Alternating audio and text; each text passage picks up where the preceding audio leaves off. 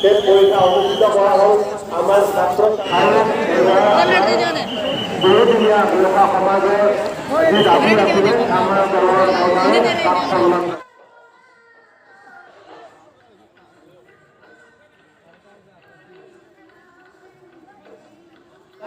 তাত আপোনালোকে গতিকে এই কৰিবলৈ আমি গৈ আছোঁ। মই বিভিন্ন অঞ্চলত যাওঁতে বিশেষকৈ গোৰ্খা অঞ্চলত নেপালী অঞ্চলত মই এটা কথা এটা অৱগত কৰিছে যে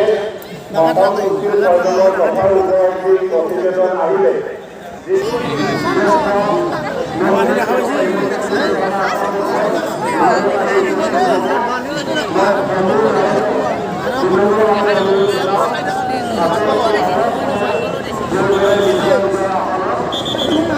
আপনি ঘুমিয়ে যাবেন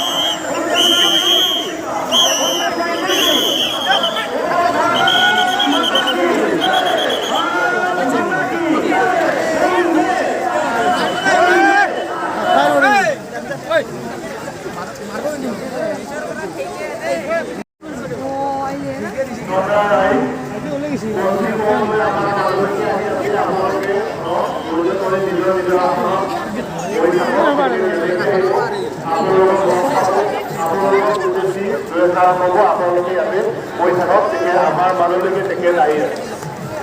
গতিকে মই প্ৰথমবাৰৰ কাৰণে ভাৰতবৰ্ষত অসমত আমাৰ ভাৰতীয় জনতা পাৰ্টীৰ চৰকাৰে 4 কোটি টকা দি 3 কোটি টকা এটা অফিচৰ কাৰণে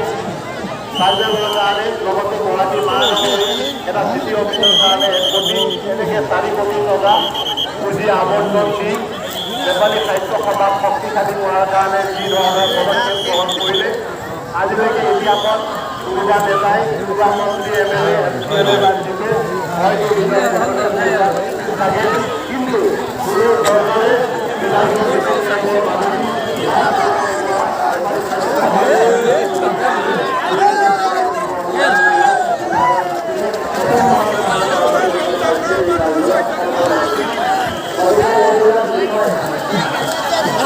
প্ৰমাণ কৰে যে ভাৰতীয় জনতা পাৰ্টিৰ সৰকাৰ গোৰ্খা সমাজেৰ কাৰণে সক্ৰিয় ৰাজত্ব সক্ৰিয় দুৰ্নীতি। গতিকে মই এই দুআষাৰ কৈ মোৰ ভাষণ সমাপ্ত কৰিছোঁ। माता की बोलो बोलो भारत माता की वंदे वंदे हिमंत विश्व शर्मा बीजेपी बीजेपी हिमंत विश्व शर्मा नरेंद्र मोदी बोलो बोलो भारत माता की वंदे वंदे हिमंत विश्व शर्मा বিজেপি বিজেপি নরেন্দ্র মোদী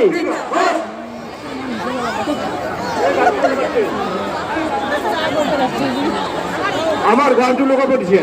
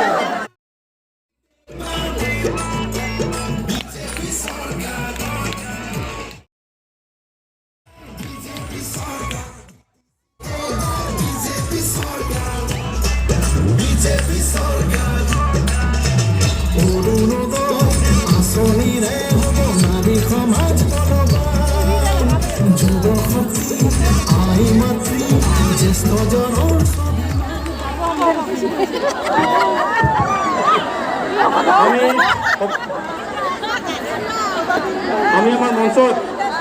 নৃত্য প্ৰদৰ্শন কৰিবৰ বাবে মঞ্চলৈ উঠি অহা সমূহ আমাৰ দৰ্শকৰ্তা শিল্পীসকলক মঞ্চৰ সন্মুখত